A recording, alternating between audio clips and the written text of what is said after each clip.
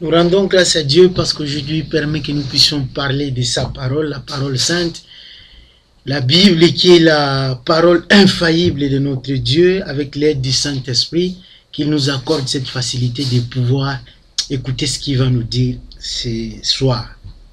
Dans le nom de Jésus, Amen. Aujourd'hui nous allons parler du culte.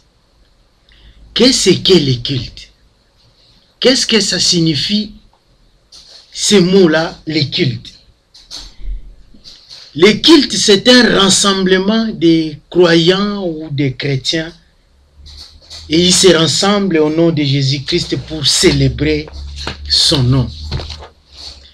Les cultes, c'est la célébration de la parole de Dieu dans la prédication et dans les sacrements. Les cultes, c'est aussi les moments où les chrétiens partagent les joies, les peines et les reçoivent sous forme de dons de grâce de Dieu. Les cultes, c'est la commémoration du don du salut du Christ, ou encore le culte rétablit les croyants dans sa vocation première qui est l'adoration et la louange. Les cultes, c'est l'occasion pour les croyants de se présenter devant Dieu, l'occasion pour se confesser de leurs péchés, pour affirmer sa foi ou son espérance. Le culte est tout moment où la parole de Dieu touche les humains. Le mot culte du latin, ça signifie cultus. Et cultus qui dérive du mot colère, qui signifie rendre culte. Il signifie aussi cultiver. Donc quand nous allons à l'église ou dans nos assemblées, nous allons pour cultiver notre relation avec Dieu. Nous allons pour cultiver notre intimité avec Dieu. Donc le mot culte, ça signifie cultiver notre relation, notre intimité avec Dieu. Le culte est un élément central de toute religion. Le culte est un élément d'identification. Tous ceux qui se disent chrétiens, on les identifie quand ils aillent à l'église pour rendre culte. Mais nous allons aussi attarder sur un autre mot qui est apparu parce qu'on avait dit le culte. On a dit, rétablir les chrétiens ou les croyants dans sa vocation première qui est l'adoration et la louange. Donc il y a le mot adoration qui apparaît. Et sur ce, nous allons jeter un regard sur la Bible. Nous allons essayer de voir ce que dit la Bible sur le mot adoration. Et sur ce, nous prenons l'histoire d'Abraham sur le mot Morija. Donc nous allons lire le livre de Genèse chapitre 22 à partir du premier verset jusqu'au verset 13-14.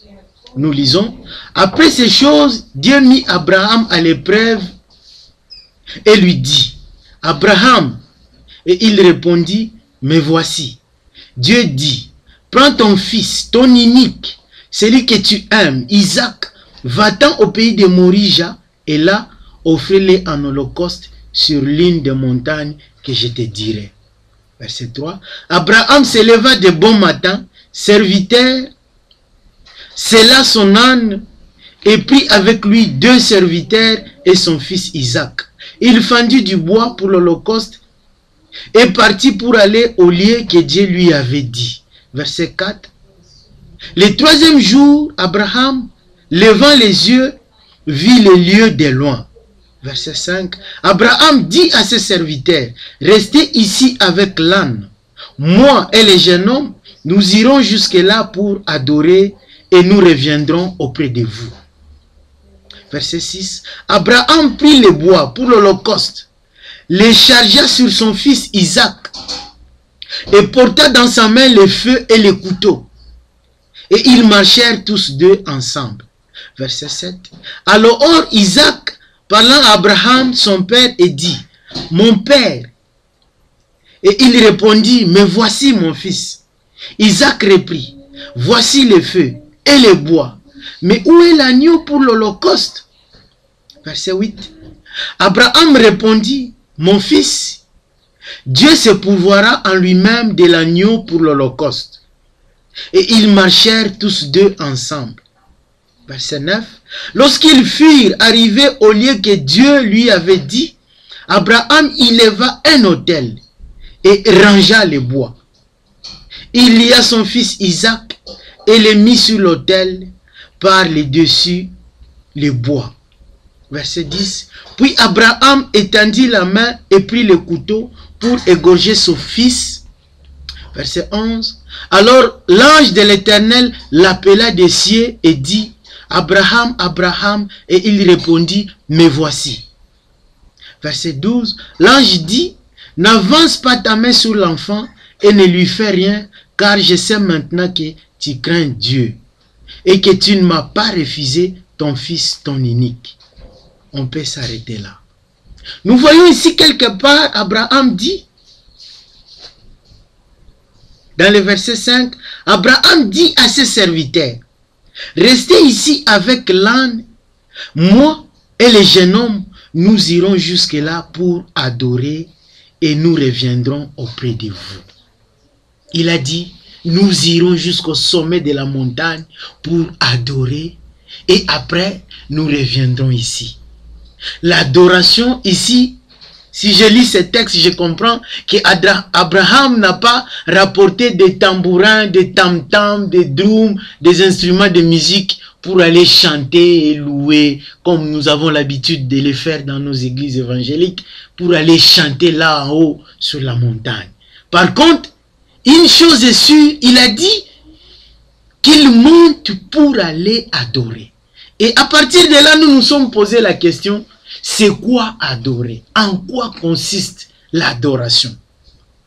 Quand nous regardons le mot adoration, adorer c'est servir Dieu, c'est le servir, c'est respecter sa volonté qu'il a exprimée dans les Écritures. Donc, adorer Dieu, c'est servir Dieu. C'est premièrement respecter sa volonté. C'est premièrement respecter ce qu'il a exprimé dans ses Écritures, dans sa parole, dans la Bible.